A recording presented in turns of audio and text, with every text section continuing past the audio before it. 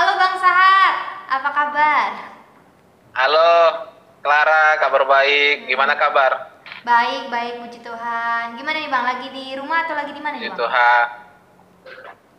Biasa nih lagi di base campnya teman-teman, tempat Oh, biasa kita kumpul-kumpul. oh iya iya Bang. Kamu Boleh lagi Bang. di mana? Di rumah? Aku lagi di kantor, tapi pengen Di kantor. bicara-bicara juga sama Oh, Bang Sahat. udah mulai masuk kantor sekarang ya? Nggak ada liburnya aku. Nggak ada Masuk liburnya. terus. Oh, sia-sia. Karena memang ya, Ya, gimana, gimana, Dek? iya gini. Aku mau bincang-bincang lah sama Abang ya seputar tentang pengalamannya Abang Boleh. lah ya. Nah, Mhm. nih, aku kan tahu ya, Abang Sahat ini, yang ku tahu Abang adalah sarjana teknik ya. Ya, sarjana Ya. teknik. Nah, tapi aku penasaran Bang. Aku lihat nih, Abang dari teknik tiba-tiba sekarang nih terjunnya di dunia organisasi, ya kan? Ya. Kapan itu Bang sebenarnya Abang memulai masuk terjun dunia organisasi, Bang? Ya, jadi sebenarnya memang dari sejak SMP sebenarnya. Dari sejak SMP itu aku udah aktif di organisasi. Kalau dulu kan kita ada organisasi ekstrakurikuler. Kalau eskul ya, kalau di SMP ada olahraga, ada semacam apa kegiatan diskusi-diskusinya, termasuk juga organisasi seperti OSISnya, kira-kira seperti itu. Jadi sudah dari SMP aktif, masuk SMA juga waktu itu pas masih di Medan ya, itu juga aktif di beberapa organisasi, termasuk yang organisasi persekutuan siswanya, kemudian juga organisasi eskul sekolahnya. Nah, makin aktif lagi waktu di kampus. Nah, di kampus itu memang ada beberapa organisasi yang sempat saya ikuti. Di aku itu pertama ada aktif di organisasi karena aku kuliah di Bandung, itu kan punya keinginan lah untuk bisa bertemu dengan teman-teman yang sama-sama dari Sumatera Utara. Jadi Oh. kami masuk ke unit kesenian Sumatera Utara, UKSU ITB. Baru kemudian aktif di Persekutuan Mahasiswa Kristennya, dan terakhir setelah masuk ke jurusan itu aktif juga di himpunan jurusan. Jadi kita ada semacam himpunan jurusannya. Nah, setelah lama beraktivitas di situ, terakhir mulai mencari juga organisasi yang lintas kampus, lintas tidak hanya misalnya hanya di jurusan aku aja atau hanya di ITB aja, dan juga waktu itu aku memang mencari juga organisasi yang aktif dalam hubungan-hubungan sosial masyarakat. Jadi banyak melakukan kegiatan-kegiatan sosial, misalnya berkaitan dengan anak jalanan, berkaitan dengan orang-orang yang termarginalkan lah, yang merasakan persoalan-persoalan kehidupan. Nah, di situ aku kemudian tertarik untuk aktif juga di GMKI, di Gerakan Mahasiswa Kristen Indonesia. Iya. Jadi ya itulah aktivitas-aktivitas yang memang kemudian diikuti di organisasi. Nah, memang kenapa kemudian memilih aktif di organisasi?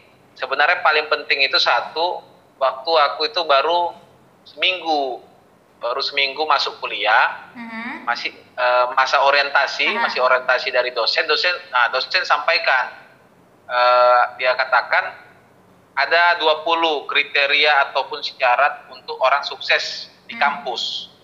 Nah, ditanya ke kita para mahasiswa, kira-kira IP itu peringkat berapa? Nah, kita kira kan peringkat 1 di urutan pertama. Ya. Kami bilang urutan pertama, Pak, kalian salah. IP itu ada di urutan 16 atau 17. Oh. Terus yang lain apa nih? Nah, ternyata yang lain itu ada terkait kemampuan komunikasi, soal kebijakan, soal teknik analisis masalah, bagaimana mengambil kebijakan di dalam tim, kemudian soal public speaking dan lain-lain. Artinya berbicara soal soft skill. Dan terakhir, dosen tadi katakan, kalian bisa mendapatkan ini tidak hanya di aktivitas kelas, tapi harus aktif di organisasi. Itu yang menjadi salah satu langsung saya, oh berarti kita harus aktif juga di organisasi. Oh ya, berarti udah sejak dari kecil ya Abang berorganisasi ya? Ah, Ya, tapi tapi aku memang paling banyaknya di mahasiswa. Nah, tapi aku penasaran bang. Tapi kan abang tuh jurusannya kan teknik geologi, geodesi ya. Nah, sekarang, Geodesi. iya, sekarang itu aktifnya ke organisasi. Apakah dari sarjana itu yang abang yang tadinya teknik sarjana teknik itu abang tinggalkan sekarang menjadi aktif di organisasi atau gimana? Fokusnya kemana ini sebenarnya? Ya kalau organisasi itu kan dulu aja misalnya waktu Indonesia masih perjuangan kemerdekaan kan yang membuat organisasi-organisasi pertama itu para dokter yang Hmm. sedang berkuliah di Stovia. Stovia itu kan cikal bakalnya Fakultas Kedokteran Universitas Indonesia, FKUI. Artinya ya soal aktif organisasi itu jangan dibatasi terkait studinya apa atau dia belajarnya sekarang jurusan apa. Karena ya memang kita sebagai makhluk sosial yang juga harus mengembangkan diri, yang juga punya tujuan bersama misalnya terkait persoalan-persoalan yang ada di sekitar kita, tentu harus berhimpun dalam satu organisasi. Ya misalnya teman-teman hukum ya dia punya wadah organisasi. Ya waktu kita masih kuliah, kita ya jurusan teknik juga ya pasti punya tujuan bersama ya kita membentuk wadah organisasi. Jadi kan organisasi ini sebenarnya sekumpulan orang yang punya tujuan bersama yang kemudian sepakat untuk bisa mengatur kerja-kerja bersama untuk mencapai tujuannya. Jadi menurut saya ya bahkan orang-orang di RT RW saja rumah tangga ya lingkungan kita juga membentuk organisasi arisan dan lain-lain. Nah tapi kemudian mungkin yang dimaksud kira organisasi ini sendiri apa hubungannya juga dengan keilmuan saya misalnya karena aku kan teknik geodesi. Nah menurutku sih dengan aku aktif di organisasi pasca lulus akhirnya semakin banyak bisa mengenal teman-teman dari lintas daerah, dari lintas kampus dan lintas agama. Nah, dengan kemarin aku aktif di organisasi sampai sekarang kan, ya misalnya pernah aku itu kerja, ada punya kerjaan di daerah Maluku. Nggak pernah sejarahnya saya itu pergi ke Maluku, tapi karena sudah aktif di organisasi, punya teman-teman di sana yang mungkin selama ini cuma kenalnya di Facebook, cuma kenalnya via telepon, akhirnya pekerjaan itu kemudian jadi lebih lancar karena kita sudah punya jejaring. Nah, jadi jejaring itu kan sangat penting juga untuk aktivitas pekerjaan kita dan itu bisa kita dapatkan melalui organisasi. Betul apa kata abang? Dari situ juga membangun relasi juga ya buat banyak orang ya. Iya, membangun relasi. Tapi seperti sekarang ini kan kita lagi ada buat itu bagaimana daerah-daerah itu bisa menggunakan GIS. Jadi konsep smart city berbasiskan data geospasial. Nah itu masih ada hubungannya dengan jurusan saya juga teknik geodesi. Nah cuman untuk bisa menuju ke sana kan kita harus ada komunikasi, jejaring supaya itu bisa dijalankan di desa-desa, di daerah-daerah. Nah di sini adanya organisasi kan kemudian bisa membantu kita untuk membangun jejaring atau relasi tadi. Iya betul banget itu bang. Nah tapi aku penasaran awalnya itu ada nggak sih yang menginspirasi abang sehingga abang itu aktif berorganisasi atau itu dari diri abang sendiri atau gimana bang?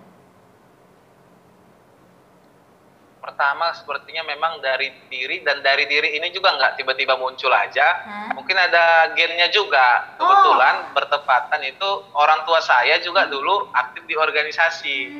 Nah, jadi bapak kan ayah saya itu dia dulu pernah aktif juga di organisasi GMKI, di Gerakan Mahasiswa Kristen Indonesia. Nah kalau ibu saya, mama saya dia aktif di Persekutuan Pelayanan Mahasiswa. Nah cuma mereka itu nggak pernah, sepertinya nggak pernah sekalipun ataupun mungkin pernah sekali dua kali itu menyuruh saya aktif. Jadi nggak ada karena dorongan orang tua. Tiba-tiba ya muncul dari keinginan sendiri. Tapi saya yakin itu juga karena turunan dari orang tua juga. Nah, tapi hal yang kedua juga menurut saya juga ya memang seperti yang disampaikan oleh dosen saya waktu pertama kali masuk kuliah itu bahwa kalian itu jangan hanya kuliah karena di kuliah memang kalian menambah ilmu tapi belum tentu bisa menambah soft skill yang akan kalian perlu gunakan nantinya di dunia kerja. Ya, makanya dorongan dari dosen ini yang mendorong saya untuk kemudian memilih aktif di organisasi tadi.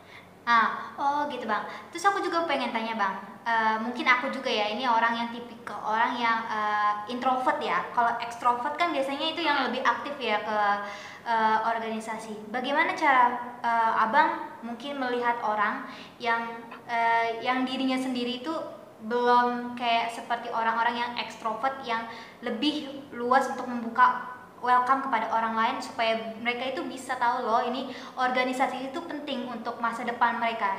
Gimana tuh bang untuk bisa memotivasi? Jadi aku pun sebenarnya dulu itu orangnya introvert loh deh. Oh. Ya mungkin sampai sekarang juga masih introvert. Paling jarang aku itu menceritakan masalah pribadi itu ke luar. Itu biasa ya aku pikirkan, aku gumulkan sendiri. Jadi kalau dulu itu aku itu katanya masuk dalam ininya itu sanguin flekmatis katanya kalau dulu. Nah, tapi tadi pelan-pelan dengan kita mulai ada dorongan dari diri sendiri, kemudian ada orang-orang juga yang mengajak kita untuk terlibat, termasuk juga waktu saya di kuliah juga dari pendekatan-pendekatan secara pemahaman keimanan juga mendorong untuk lebih aktif keluar gitu, jangan hanya eksklusif hanya kita bergabung dengan kelompok kita misalnya Kristen saja, hanya bergabung dengan gereja kita saja misalnya, tapi kita itu harus inklusif, harus mau membaur dengan masyarakat, dengan sesama kita yang berbeda agama atau berbeda latar belakang. Nah itu yang kemudian membuat saya itu mau untuk ya melakukan hal yang selama ini mungkin aku itu takut untuk lakukan. Jadi dulu itu Clara, waktu masih SD SMP saya itu kalau disuruh ngomong di depan itu gugup. Sama aku juga. Itu grogi gitu. Tapi pelan-pelan kita setia melakukan hal-hal kecil, belajar untuk berbicara di depan teman-teman. Dan itu kan di organisasi kita didorong untuk itu, belajar untuk jadi moderator, belajar untuk jadi pembicara. Akhirnya mulai ada keberanian dan kepercayaan diri untuk bisa berbicara di tempat publik. Nah dulu itu saya itu paling inginnya itu hanya menjadi orang yang di belakang layar atau second man. Jadi biarlah orang lain yang kita dorong di depan, kita bantu mau bantu setengah mati juga nggak masalah. Yang penting kita jangan muncul, biarlah orang lain gitu. Itu pernah fase-fase itu saya hadapi, tapi ada di satu titik ternyata ya harus saya ini yang maju, harus saya ini yang mengambil, ya memimpin. Ya mau nggak mau kita didorong, ya harus berani dan percaya diri. Nah jadi memang itu proses menurut saya. Jadi kalau ada teman-teman mungkin yang saat ini merasa masih kurang percaya diri, merasa ragu dan lain-lain. Nah kalau saya dulu itu banyak membaca buku-buku memang. Banyak membaca buku tentang bagaimana ya semua orang itu kan mengalami fase jatuh bangun dan juga tidak semua tiba-tiba langsung menjadi ya bersinar, dia butuh proses. Nah dari pengalaman mereka kemudian saya belajar, oh kita ternyata bisa kok jadi pemimpin, bisa kok untuk berani ngomong di depan publik. Nah itu saya banyak baca dari buku. Nah yang kedua memang saya itu lebih banyak lagi learning by doing. Jadi beranikan diri memang ya lakukan. Mau kita baca buku sebanyak apapun, ikut pelatihan soal public speaking dan lain-lain, kalau kita nggak punya memang keinginan untuk berkembang ya sia-sia semua. Jadi memang ya kita harus berani melawan ketakutan kita, berani melawan kenyamanan kita. Kita harus bisa berjalan keluar dari zona nyaman untuk bisa kemudian mengembangkan diri kita. Nah betul banget itu bang pesannya. Ada nggak sih dulu sebelum abang masuk organisasi ini, udah termasuk organisasi besar ya di Indonesia ya, aku tahu abang sebagai sekretaris jenderal di GAMKI ya, ada nggak sih pengalaman menarik abang pas masuk sebuah organisasi yang paling menarik yang nggak pernah dilupakan? Kalau pengalaman-pengalaman menarik itu pasti ada banyak lah yang kemudian dirasakan. Tapi yang pertama memang yang saya rasakan itu waktu saya dengan terpaksa lah bisa dikatakan harus kemudian memutuskan menjadi ketua di organisasi. Waktu itu masih di tingkat cabang. Nah, waktu masih di tingkat cabang, waktu saya masih di Bandung, nah saya itu mau tidak mau dipaksa memberanikan diri untuk mengambil keputusan menjadi ketua cabang waktu itu di GMKI. Itu memang sangat berat pressure-nya karena saya tipikalnya itu lebih senang bekerja di belakang. Disuruh mau angkat meja, mau suruh apapun, ya udah siap daripada harus jadi ketua begitu. Tapi karena kondisi memang melihat ya daripada kita ya nggak ada pilihan kira-kira gitu, nggak ada opsi, ya sudah saya beranikan diri untuk mengambil tanggung jawab itu.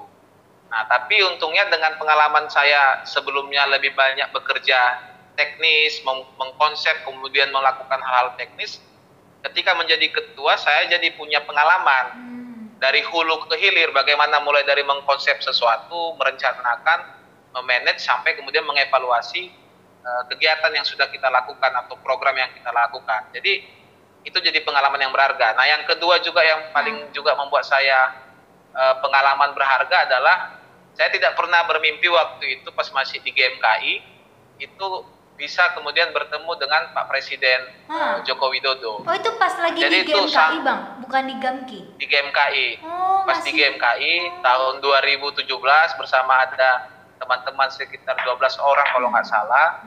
Nah, itu saya mungkin bertahun-tahun sebelumnya nggak pernah membayangkan sekalipun bisa bertemu beliau, dan di situ kita menyampaikan pokok-pokok pikiran, menyampaikan hal-hal yang menjadi prioritas bagi GMKI untuk disuarakan ke pemerintah.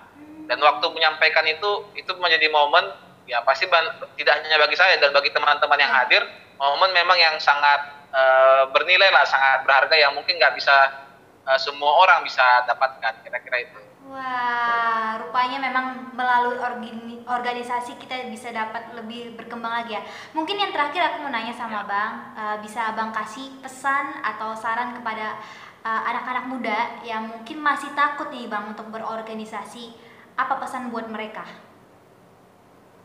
Jadi, yaitu semua pastinya teman-teman kembali ke passion atau visi kita. Kita ini inginnya nantinya mau seperti apa, mau melakukan apa, mau jadi bagaimana. Nah, dari situlah kemudian dengan passion kita dan juga visi kita tentu harus menyiapkan diri untuk menuju ke sana.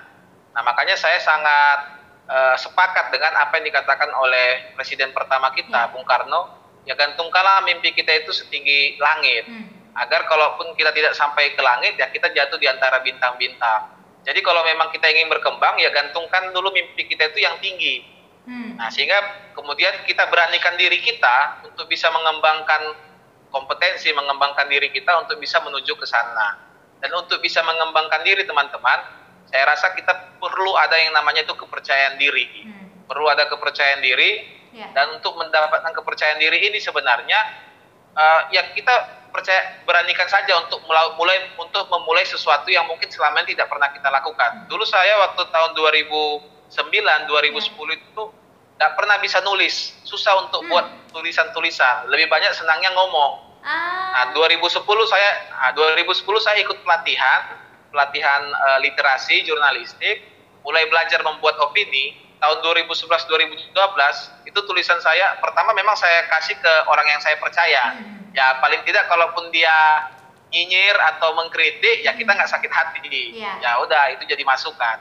Nah, setelah dia mencoba memberikan masukan, kita perbaiki tulisan kita, saya kirim ke media-media online, tulisannya masuk. Ada masuk Republika, ada masuk ke Satu Harapan, kemudian juga masuk ke media-media Okezone dan lain-lain. Nah, pelan-pelan dari situ saya mulai bisa menulis sampai sekarang. Begitu juga dengan public speaking, begitu juga dengan berbagai hal soft skill lainnya, itu memang harus dimulai dari kita, dan kita harus mau keluar dari zona nyaman untuk bisa mengembangkan diri kita. Jadi tetap semangat teman-teman, tidak ada pemimpin satupun, tidak ada yang kemudian bisa jadi kalau tidak melalui proses ini, karena saya percaya soal kepemimpinan itu 1% bakat, tapi perlu 99% proses untuk belajar menuju ke sana. Betul banget tuh, benar banget apa kata Abang, semuanya itu harus kita ikuti proses demi proses sehingga kita mencapai apa yang menjadi mimpi kita. Wah, terima kasih banyak Bang Sahat atas kesempatannya karena bisa dapat bincang-bincang dengan seorang sekjen juga dari GAMKI. Ini luar biasa juga untuk kesempatannya. Kiranya Abang juga semakin diberkati, baik itu dalam pekerjaan, organisasi, dalam keluarga juga. Salam untuk kakak dan adik ya. Dan makasih Clara. Ya, semuanya sukses. Tuhan Yesus memberkati ya Bang. Ya, Tuhan Yesus memberkati juga. Tetap semangat, tetap sehat, dan tetap produktif. Oke, shalom Bang. Terima kasih. Shalom, makasih.